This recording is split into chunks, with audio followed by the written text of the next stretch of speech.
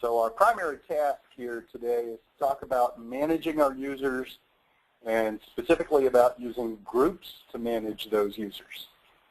So as an administrator, you have the ability to manage individual users or groups, particularly if you're doing a new installation, but even after the fact, once you have a business established, it is useful to create groups and add people to them in a logical grouping for functionality. So you'll notice that to the left there is a pencil, and in eRAD PACS, wherever there's a pencil, that means you can change something. So we'll take a look at Dr. Baker's office group. And the first thing you'll notice is that there are some additional rights that you're not used to seeing. And some of the rights that have existed before now have additional privileges associated with them. Archive right, for example. You've been able to query third-party archives, other servers, and you've been able to upload DICOM media. So there are two things different about that in the current version. One of them is that you can now upload DICOM media. You can read CDs and DVDs into the system from any workstation. If you can log in and you have a DVD reader, you can upload studies directly into the system. You don't have to have any shared drives. You don't have to use the DVD reader on the server. You can do that from virtually any workstation. You'll notice a brand new right up in the corner, break locks. Historically, we've had some scenarios, for example, if you have an emergency room, the emergency room physician wants to view the images while the radiologist is doing the interpretation. If you take away the ability to break others' locks, then that will avoid people inadvertently interrupting other people's workflow. Could be a radiologist wants to access a study, take a quick look at it while the technologist is doing demographic edits or uploading prior exams. So any user that can lock the study now, as an administrator, you would very selectively give people the ability to break locks. Additionally, there's a new one called Create View and a related one called Work List Configuration. Create View allows the end user to filter and save a work list configuration. The work list configuration itself allows the user to change columns. So you can imagine your own scenarios where you would have low-level users or users that might be less computer literate, and you might want to do this work for them and avoid them having buttons where they can get themselves in trouble. Display logs is a new right. You can use this now. Previously, you had to be a PACS administrator. You had to have admin rights in order to see the log. Now you can give that ability to a technologist or someone on the clerical end. That gives them the ability to view, search the server for all actions that have happened to every study. And one more really important new one, scan and upload. Historically, you've had to use third-party software for doing document scanning. Now that's built into the system. There's no additional charge for it. So you can scan documents directly into the study from any workstation where you have a useful Twain-compatible document scanner. You can also upload documents. For example, if you have a customer, one of your referring physicians wants to send documentation to you in an email, you can download that attachment from the email and you can upload it directly to the study in the PACS. All of that is now built into the system. There's no additional charge to it. The edit report rights have changed.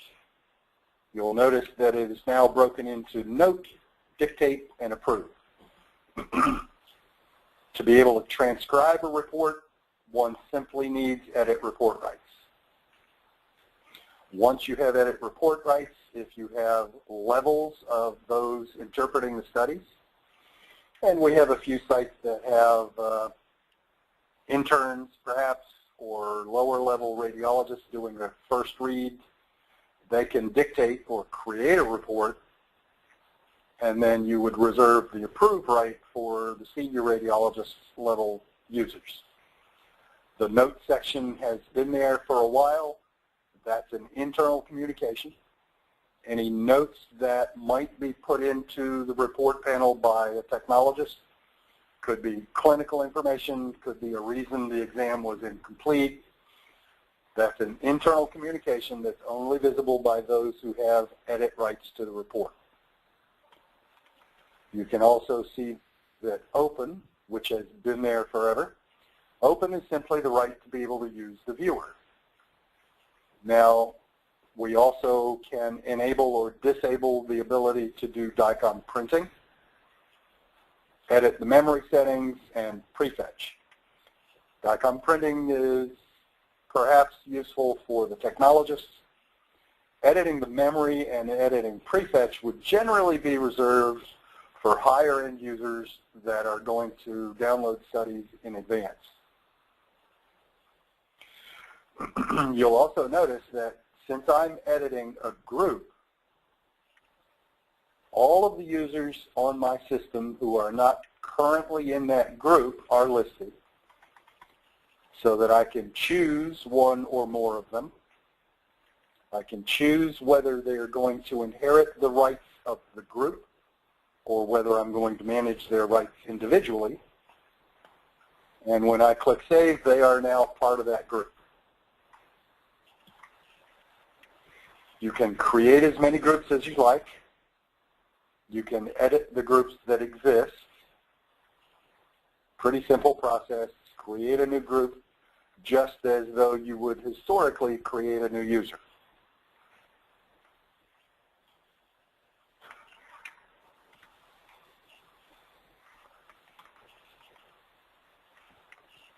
Now that you've created your groups, you have possibly included members to that group. Then we can also do a lower level management or a more finite, granular management of those people. On my users list, you have always been able to click on the pencil and edit the individual user. All the same rights are represented. I can choose whether that user is included as part of a group by way of managing their rights, or I can choose to uncheck the use group rights and I can give that person additional privileges that I wouldn't necessarily give the whole group. In addition to the rights, you will see now listed all the plugins that are available: Dragon Naturally Speaking, Mass Subtraction, Fusion Module, Multiplanar Reconstruction. All of these can be managed in the user's profile. So if I create a new user and it's a radiologist,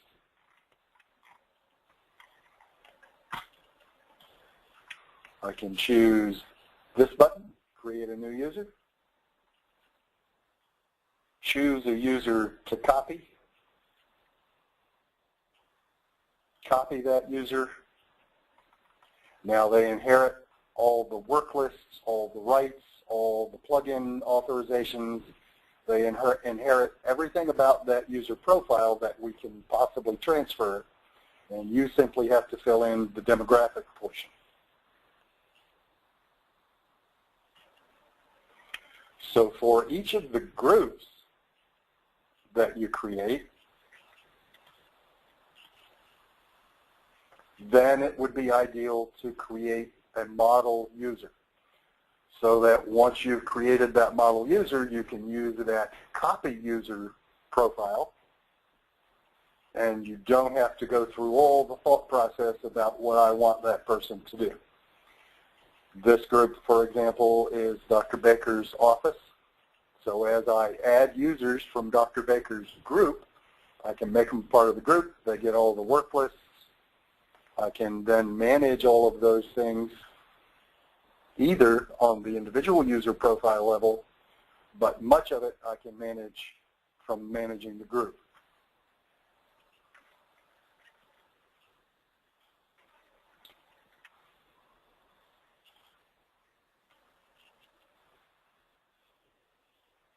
So on the user profile, you notice the addition of the new rights and the change in the existing rights, and in particular, this addition of managing the plugins.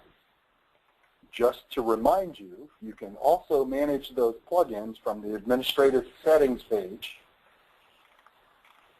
This tool has been in existence for some time, and you can do mass changes, or you can do individual profile changes. If I want to configure these and allow or disallow groups or batches of people to use or not use these, then I can check the box, I can configure, and that way I have a list of all the users on my server, and I can go down the list and check and uncheck, click change, and then those changes take effect. And if I go back into the individual user profile, you'll see that profile change there as well. So we've created groups and we've created users and placed them in the group, managed their rights, managed their plugin access. Now I'm not finished managing that user's profile yet. You're probably all familiar with being able to create and modify work lists. You can, of course, every time you modify a work list in any way, as an administrator,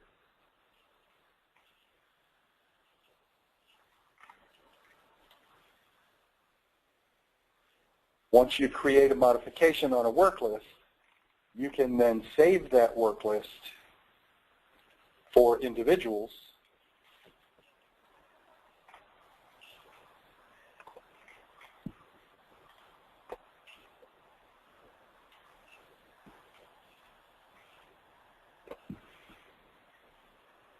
You can save that work list for individuals, or you can save it for entire groups.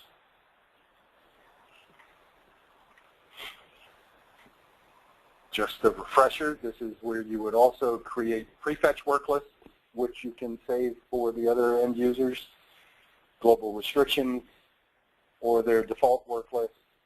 All of those things are available to you as an administrator.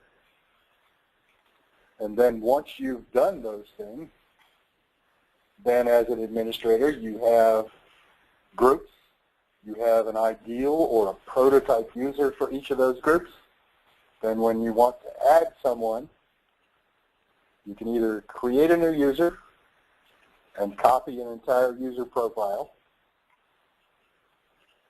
or if you have an existing user that you simply want to give some of the tools that one of your senior radiologists, for example, may have work list designs, they may have hanging protocols. This button will allow me to copy settings from any of my users. I can choose canned reports, .com field settings, which are the portion of their profile that's in the viewer, hanging protocols, keyboard macros, preferences. I can take pieces of those individuals and copy them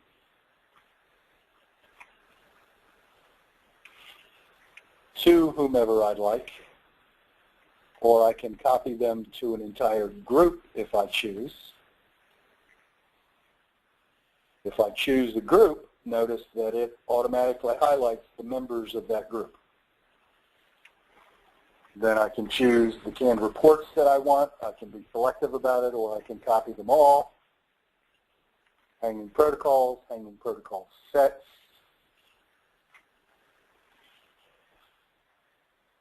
Notice if I choose the hanging protocol set, that it automatically chooses the individual hanging protocols within that set. The matching rules are what the viewer is going to use to apply that hanging protocol to a specific type of study. Keyboard macros, some of you may not be familiar with. That's a relatively new feature as well. We have covered that, and we probably will cover it again in future webinars. But I have keyboard macros for doing measurements, for moving through my hanging protocol sets,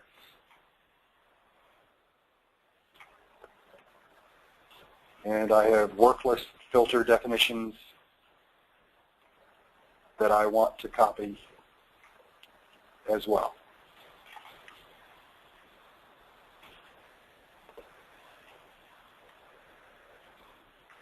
So now those users have all those profile settings from my profile.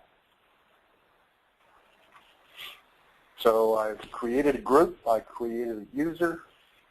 We'll use this guy, Dr. Baker, as an example. I've created work lists for him. I've copied over pieces of the profile. I'm not finished creating Dr. Baker yet. There are preferences now that are more broadly defined than they used to be. Settings, for example. If this user is a key user or an administrator, they may want to start, rather than on a work list page, they may want to start on the admin page. The media type that they're typically going to be using, if they're burning CDs or burning DVDs. Just coincidentally, you'll notice that we now have USB devices, compact flash drives. All of these storage type media are useful now for burning studies to and uploading studies from the PACS.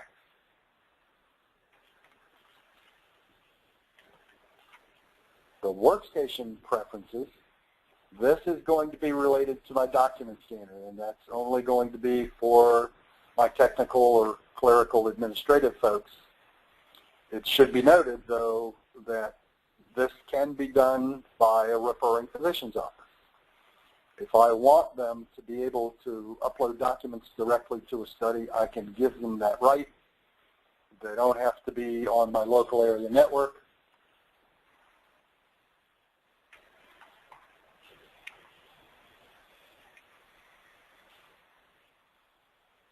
User info, of course, this is part of what I input when I created the user profile, but the user can manage those things themselves. Particularly important would be the email address, and that is relevant because now we have forgot password. It'll use that email address if they correctly input their user ID but they forgot their password. The email address given to that profile will be used to send this person an email and allow them a link that will let them change their password themselves. So that's all part of the user's profile.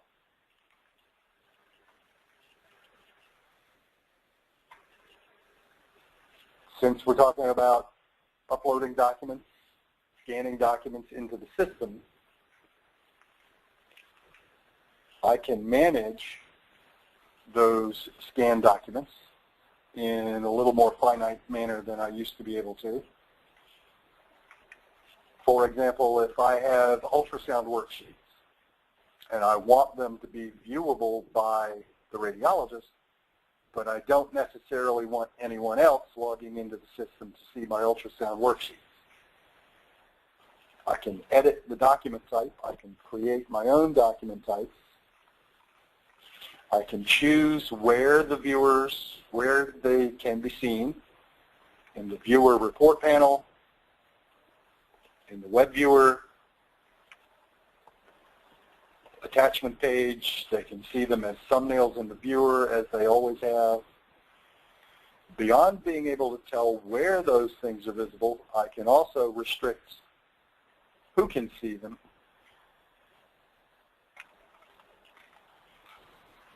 I can deny access to them by group. I can let them see certain document types in certain areas, or I can let them see no document types at all. And I can break that down even further. I can allow those documents to be visible in specific locations by user. So now I've given the person rights. I've given them access to the viewer.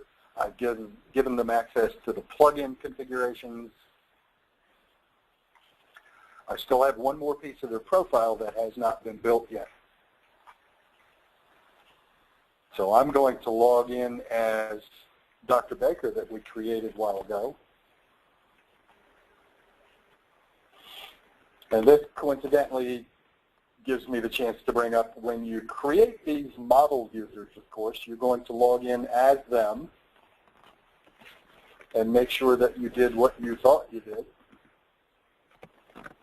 But I also recommend that when you put a new user in the system or you modify their profile in any significant way, that you log in as them and be sure that you have given them what you thought they have. Dr. Baker, for example, his default work list is filtered by final. It's sorted chronologically so that the newest studies are on top, which many of my referring physicians, when they log in, what they're looking for is going to be right at the top of the list. I have permitted Dr. Baker to see scanned documents. So from that hyperlink,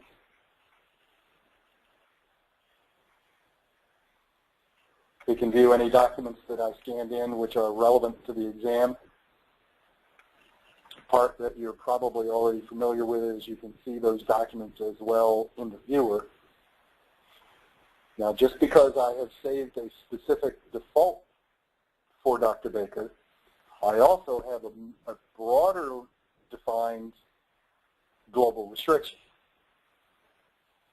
So Dr. Baker, I have allowed to see anything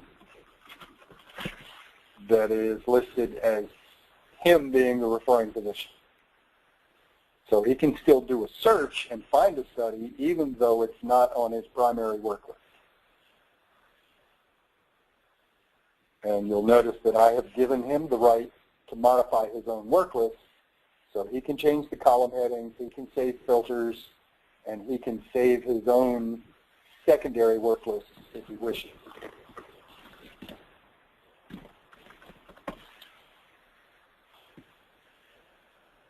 If I had not given him the right, those tools would not show up on screen.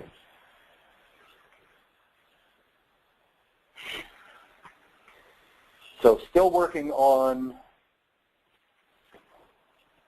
Dr. Baker's profile. There is a component in the viewer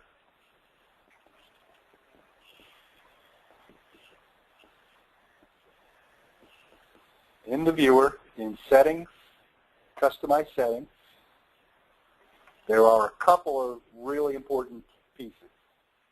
Proposed states is one of the more important. Depending on the rights that you have given those individuals, you may assign status levels to be proposed when they open, do their job, close the study. Referring physicians, for example, I would want, no matter what they do on the other end, I don't want the system to accidentally change the status of the study. My workflow is designed around my internal view.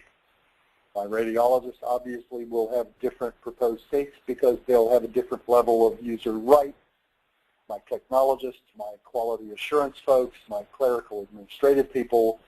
Any number of people may have a reason to go into the viewer. And this is a key component, which is why I say create a group, create a user, refine that full profile for that user. Then you won't inadvertently do things to new users when you create them. Cache is another very important one. If the user is very busy, if it's a radiologist that reads 75 or 100 studies a day, you want to make sure that the cache size is big enough to hold the studies for the number of days that they're going to be required to be in cache on their hard drive. If they're remote, this will be particularly important. If they're on the local area network, it's less important. The system will manage the cache first in, first out, so that when it needs space to open a new study, it will delete a previous exam from the cache on the hard drive to make room for the new one. Another key component that is very often overlooked is DICOM fields. For each study type, you can determine what information is visible in the viewer,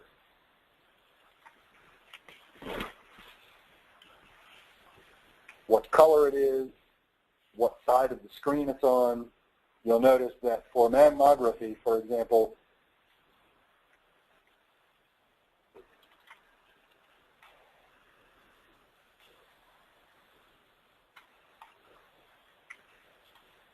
the demographics is fine for this view,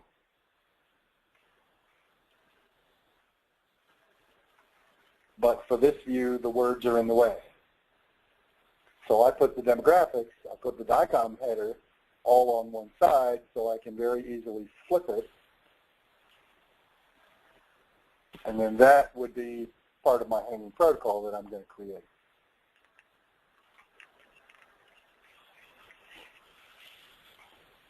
So those are all key components that one wants to pay attention to. We've now created an entire profile.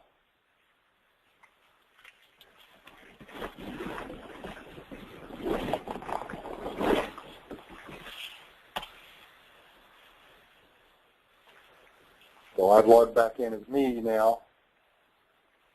I'm going to do a simple demonstration here of a hanging protocol and a hanging protocol set. So you'll notice that this study opens with a hanging protocol applied. You can see, hopefully, that there's an asterisk and the word screen. That means this is a hanging protocol within a set. So rather than dragging films around, I can simply go to the next view with a button click. And I can create a keyboard macro so that I can do that button click with a key command. Notice my mouse is sitting still, my cursor's here. So I'm using my arrow keys to move back and forth through my views. And if you recall from the administrative pages, I can take that hanging protocol and I can copy that to another user.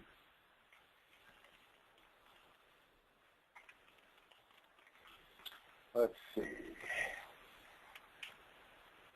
The version of PACS that I'm using is version 7.2. In the viewer, if you go to the help screen and about eRAD PACS viewer, it will tell you the version that you're using. That's the viewer version.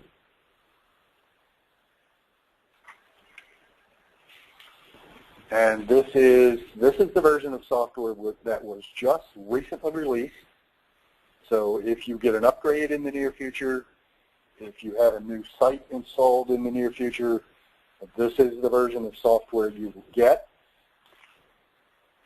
The media type, there is a question about the media type, and unfortunately, we can choose to permit the user to upload from DICOM media, but we can't differentiate which type of media they can use.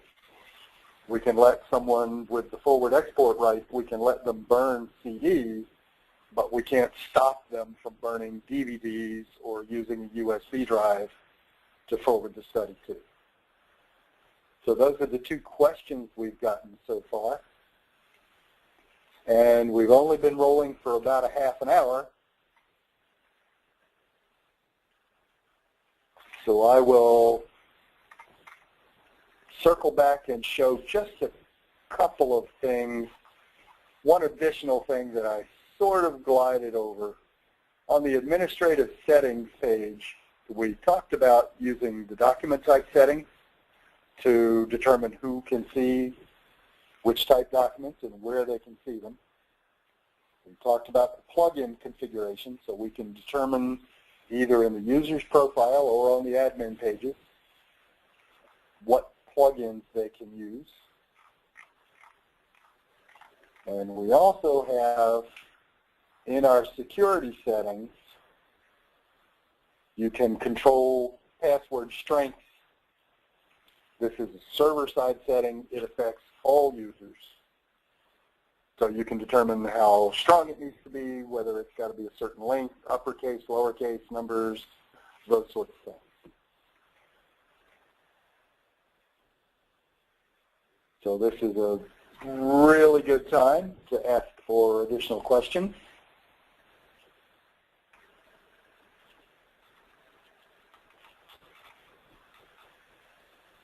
So we'll give it just a couple minutes.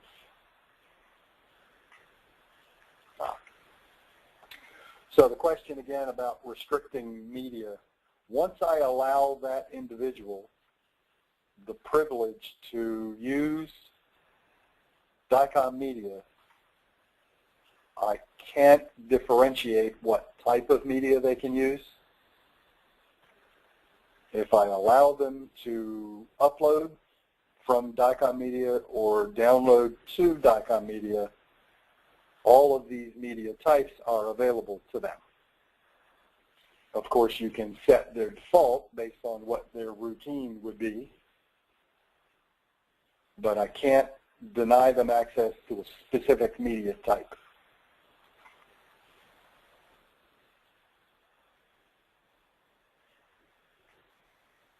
If you go to the administrative pages and the information tab, you will be able to see what version of server software you're on. So I'm on 7.2 that was uploaded on 4/23/2013. There have been no patches or upgrades since the release of the new software. On your server, you will see medley levels and viewer patches. Those will all be done to do bug fixes, to add new features to the software. But since this software was just released, I don't have any of those yet. So from your server, if you go to the Admin Information tab, I suspect most of you will see a version of 6.2. Some of you may see 7.1. We're going to start in the next week or two. We have a priority list. We have sites that we have selected to encourage to do upgrades. But certainly, my contact information is on the invitation to the webinar. If you're currently at an older version, I would encourage you to do two things. If you think about upgrading to get these additional features, you have a regional salesperson to contact, or you can contact me directly. Cliff Holtz is our VP of Operations. Contact any of us. I would consider doing a dedicated web session to show you not only the limited features we went over today, but show you how to use all those new features and what additional things there are. There are new features in the viewer, work list configuration, server configurations, quite a few improvements. So the first thing I would do is arrange for an individual demonstration of the content of the new software, and then start talking about the logistics. There will need to be an evaluation. If you're at an older site, if your server is 5 or 6 years old, we'll have one of our engineers take a look at the equipment, make sure that it is up to date enough to handle the new operating system and the performance requirements of it. And then we can get things scheduled. And we have a question about how the user can reset the password, assuming they have an email address. If you go to the main and you try to log in and you forgot your password, you simply click the hyperlink. You see the blue words that say forgot password. If I click on that, I put in a legitimate user ID. The system will go to the server and find your email address. The email address and the ID then will allow an email to be sent to you, which will have a link in it. That link will allow you to set your own new password.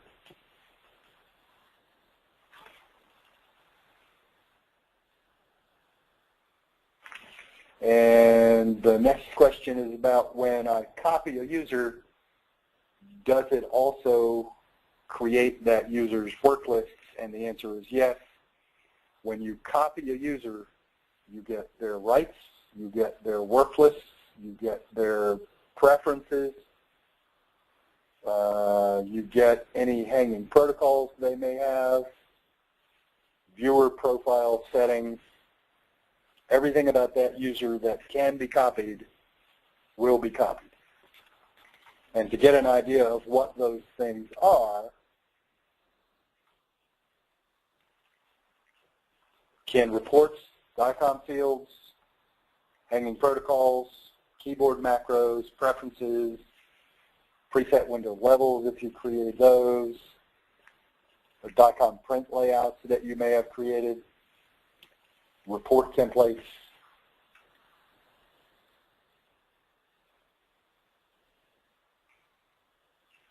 The global access is part of what's copied. So if you have a user that has a global access, if you copy that person, put them in the same group in either direction, if you do those things, then that person inherits the general work lists as well as their global restrictions. Good questions, group.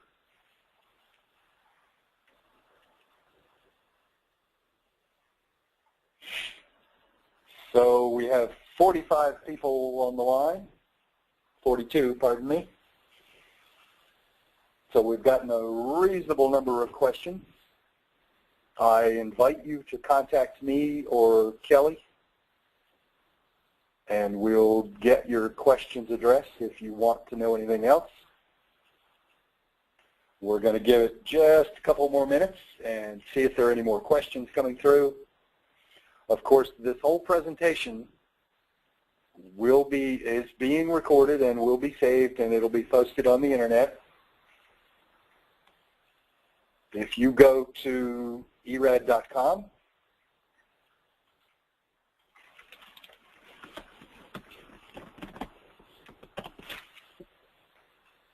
this is our business website. And down on the left-hand side here, you'll see some of the previous webinars and demonstrations that we have recorded.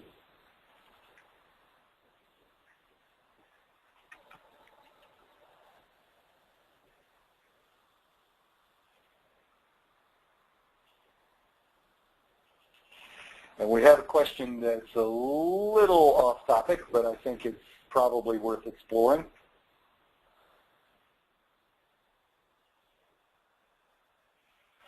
Well, there's another question about global restrictions. If you have global restrictions to one, it copies to the other. if there was an original global restriction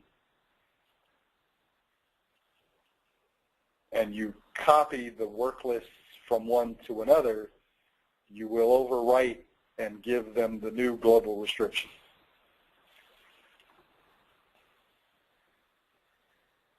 So then the next question that's a little off topic is whether we can set up DICOM rules to DICOM send automatically a particular type study for a patient if a current study is uploaded. I'm going to have to assimilate that question and reword it in my mind here.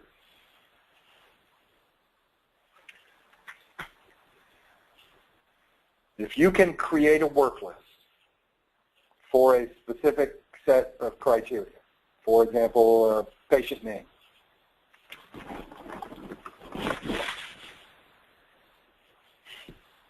so now I have a list of everything that Mr. Baylor has had. So I'll save that list.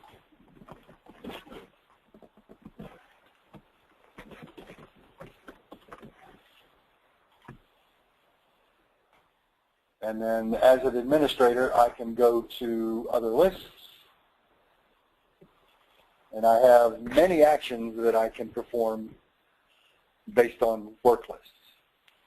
If I upload another study, it meets the criteria for that work list. In other words, this one is simply filtered by that patient's name. I could use the patient ID. I can filter it by modality, institution name. If a new study hits the server, whether it's uploaded from a CD or whether it's sent from a modality, as long as a study hits that work list, then I can do a DICOM forward. I can do print report. I can purge other studies. I can send email notifications to anyone. If I choose to do a DICOM forward, DICOM send was the question. I can enable that, so I can create this work list with current content. If I don't apply current content and I choose a destination, then when a new study comes in that meets the criteria of that work list, within 5 minutes, it will then be forwarded.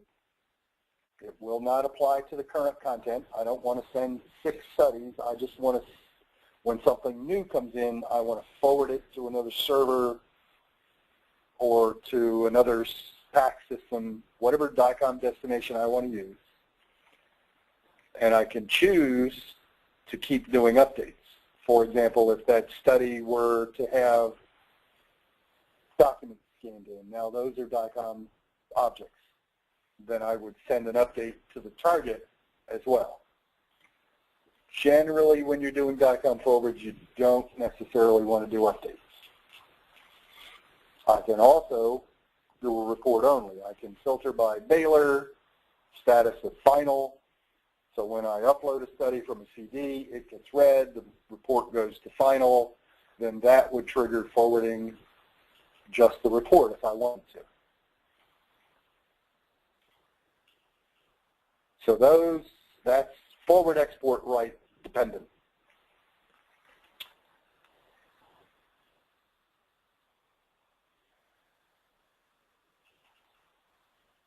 So the more specific question was meaning if that patient has a chest x-ray taken on a certain date, whatever criteria I put, whether it's a chest x-ray or a CR&E, or whether it's just the patient with the same ID, patient name, whatever set of criteria I choose for that work list, when a study hits the server that meets that criteria, then that forward will happen.